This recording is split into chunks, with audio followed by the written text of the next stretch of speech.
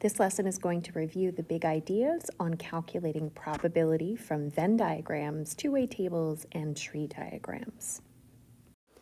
A Venn diagram is a visual way to organize when you have sets of data. So I've added in some very simple numbers to help us talk about this. Notice that these are raw counts. So there would be 4 and 6, which would be 10 people total have cats. 6 and 8 would be 14 total people have a dog. The 2 outside would be there are 2 people who have neither a cat nor a dog. So you'll often see a fancy E up in the corner, epsilon, which would represent the total number of units in your set, which in this case are 20 people we are talking about. Notice these are not probabilities. To get the probability, it would need to be a fraction, the part out of the total. So I want to talk 2 important notations: the probability of a cat and a dog, or the probability of a cat or a dog, and understand what these things mean. So we'll often see some abbreviations, like let cat be the number or the set of people who have a cat, and D be the set of people who have a dog. So if I want to say and, the notation for that is an upside down capital U. And if I want to say or, it's a regular capital U. So let's look at the probability of C and D, those who have both. Well, that's going to be this overlapped shaded region in here. So that's talking about 6 people out of a grand total of 20 who have both animals. So the probability would reduce to 3/10, or as a decimal, 0.3, or 30% of people. So the probability that people have a cat or a dog would be all people who have a cat, which would include the 4, the 6, and then the people that have the dog would be the entire shaded region that you see. So you are just adding everybody together, which would be 18 out of 20 people have either a cat or a dog. So it's a combination of everybody, which would be 9/10 or 0.9 or 90% chance of having a cat or a dog. So again, the or is both circles combined, being careful not to count the middle part twice. And then the and would be the overlapped region, just like that petal region in the middle. So let's read a scenario in context. A community center survey in a coastal town revealed that 62% of residents own a surfboard. 44% of the residents own a kayak. Half of those who own a kayak also own a surfboard. If reading comprehension is a struggle, I highly suggest you pause the video and reread it yourself. Next, I label. So those that own a surfboard, it seems logical for me to call this S. So I'm going to label one circle S for the proportion of residents who have a surfboard, and then the other proportion would be those that have a kayak. So I'm going to label that one. Makes sense to call that K in my mind.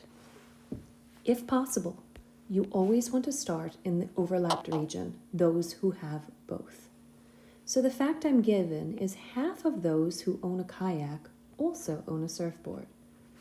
Half of those who own a kayak. So what's half of 44%? To me, that is 22%. So I'm going to write that as a decimal, always. I then move out to get these 2 values, and as you move out, you typically have to subtract. Because, for instance, if 44% own a kayak, remember that the 2 regions of the circle combined, meaning this area and this area, needs to add together to be 44%. So that will make this region an additional 22% to add to 44. Continuing, to get 62% total in this circle, I will need to subtract 62% minus 22% to get a total of 40% in this region here. I then sum my 3 probabilities in these regions, and I know that the total probability has to add to 100% or 1. So when I add 40, 22, and 22%, that is 0.84 or 84%, which leaves the remaining 16% outside the circle. Now you're ready to answer probability questions about this. Again, super important before you answer anything that you check that they add to 100. Okay, first question. What's the probability a randomly selected person owns a kayak or a surfboard? Hone in on the word or. Okay, so this is the union of two things. So let's look at what that means, or. Okay, so that's a combination of both circles. So that's going to be this part, and this part. So you're just adding those three numbers together to get 0.84. Next one. What is the probability a randomly selected person owns neither a surfboard nor a kayak? So once your Venn diagram is drawn, that's pretty simple. It's just going to be the region outside of your circles, which we've already found is 0.16. So we're going to switch gears and just talk what conditional probability is. So regular probability is just looking at the full set, but conditional probability is like we look at a subset. Okay, I'm going to give you the formula and the notation. So this is the probability of A given B has already occurred. It's equal to the probability of A and B, so the petal part of a Venn diagram, divided by the probability of B. You can use the formula, and for sometimes in certain problems we will, but a lot of times using logic, if you are good with what the words are saying, you won't need to use the formula. Okay, so what is going to be the phrasing of a problem? You want to look for the word given or who. Those are sometimes clues. What is the probability that a person who does X also does Y? So a person who does whatever X happens to be. So that's going to be the given. We're talking about only those in X also does Y, all right? That's the notation, just focusing on that. What is the probability that a person who texts while driving? So who texts while driving gets in an accident. The who part is the given. So the probability that a person who texts gets in an accident, the accident goes first in the notation. Other way, what is the probability that a person gets in an accident given that they text while driving? That's the exact same scenario as above. Okay, the given that they text, that goes after the vertical line. It's just a different way you're going to see it written, and we're looking for the probability that we get in an accident. So what I'm saying with conditional probability is whatever's after the vertical line, that is the only group of people you're looking at. It's your denominator. So rather than your denominator being the whole Venn diagram, it's just one subset. So we're going to revisit this problem and do a conditional probability one. So what is the probability that a randomly selected person who owns a kayak, I'm going to highlight that, also owns a surfboard?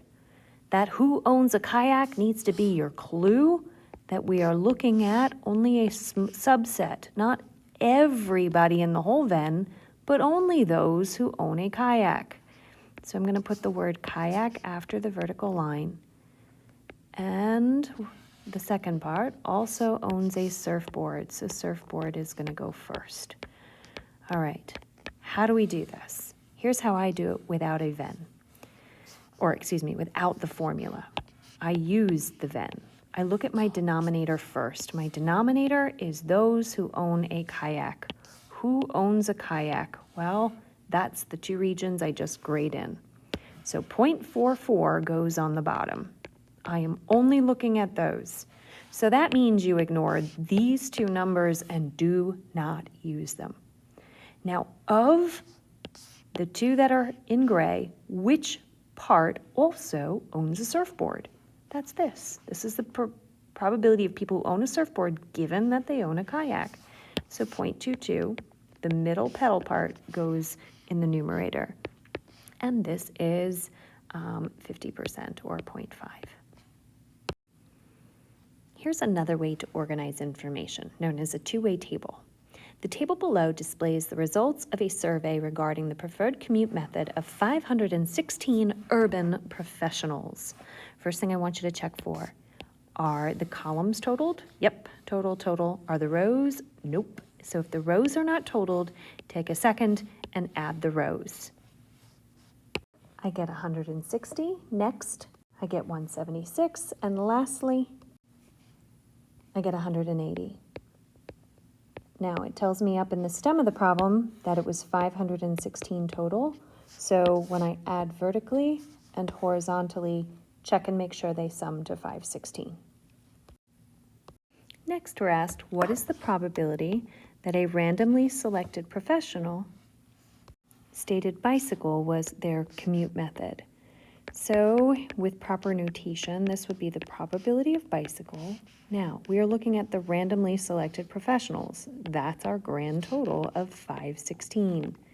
So that's going in the denominator. And of those, who said bicycle was their commute method? Well, the grand total of bicycle is down at the bottom, this 137. So that's going in the numerator. Next, I'm going to round this as a decimal to the nearest thousandth. So that is 0.266. I'm going to leave it in decimal form, 26.6%. Next, what's the probability that an architect chose walking? So we're not talking about all the professionals this time, we're only talking about the architects. So if I'm only talking about the architects, that's my given because I'm only doing a subset. Now, even if you couldn't get the notation, the most important part is, can you get the probability? So we're only looking at architects, that's my bottom. So of those numbers, going to highlight them, the top comes from one of those three. Don't go anywhere else in the table. Of those, who chose walking as their commute form? That's this value, 33. A lot of kids go to the sum, but notice it's not in the gray region I highlighted because you're only looking at architects. I encourage you to do these highlighting methods as you work out your answers. Convert this to a decimal to the nearest thousandth. Next one, what is the probability a randomly selected professional who said Subway? Ooh, there's those magic words I'm looking for. Who said Subway? So a randomly selected professional who said Subway. So that means I'm looking at only those who said Subway is how they get to work, is also an attorney. So who am I looking at only? Those in Subway. So I find Subway, and that's this column. The grand total of those who said Subway is 247. That goes on the bottom. So of these ones that I have highlighted, those three numbers, the numerator is one of those three. Which one is attorney? That's this 95. So the numerator is 95. Please round that to the nearest thousandth. And I get 0.385. All right, third visual method, tree diagrams. Tree diagrams are often best used when you have an event that happens in chronological order. First something happens, then second something happens, could be third something else. You can have more than just 2 branches coming out of a tree, okay? There could be 3, there could be 10. We usually keep them simple at first. So this scenario represents you toss a coin 1 time. So put first toss here, right? You get a heads or a tails. You put the probability of each, 0.5 on each. Now, if you got a heads on the first toss, and you get a second toss, you could still get either heads or tails, which is why 2 more branches come out. Same down here, tails could follow a heads and then a tails. I always want you to multiply your branches out, meaning I multiply along that branch 0.5 times 0.5 is 0.25. I go along this branch now. That is also. All right, so a cloud storage provider offers premium accounts to users who pay a monthly fee and basic accounts for free. The company finds that 25% of its users choose premium accounts. The cancellation rate among basic users is 15%, while only 2% of premium users cancel their accounts within the first year. If you struggle with reading comprehension, I suggest you pause the video and read it silently to yourself. So I see my first event in order would be people either have a premium or a basic account. And I look for the probability. So 25% is 0.25 have a premium. Well, that means the remaining must have a basic. So the remaining would be 0.75 because these values need to add to 1. Now, regardless of which kind of account you have, it says that they are finding that people are either canceling or, I suppose, not canceling within the first year. So I've set it up as cancel or not cancel. We're going to remind you that this is sometimes written as cancel prime for not cancel. Means the same thing. All right, let's find our probabilities.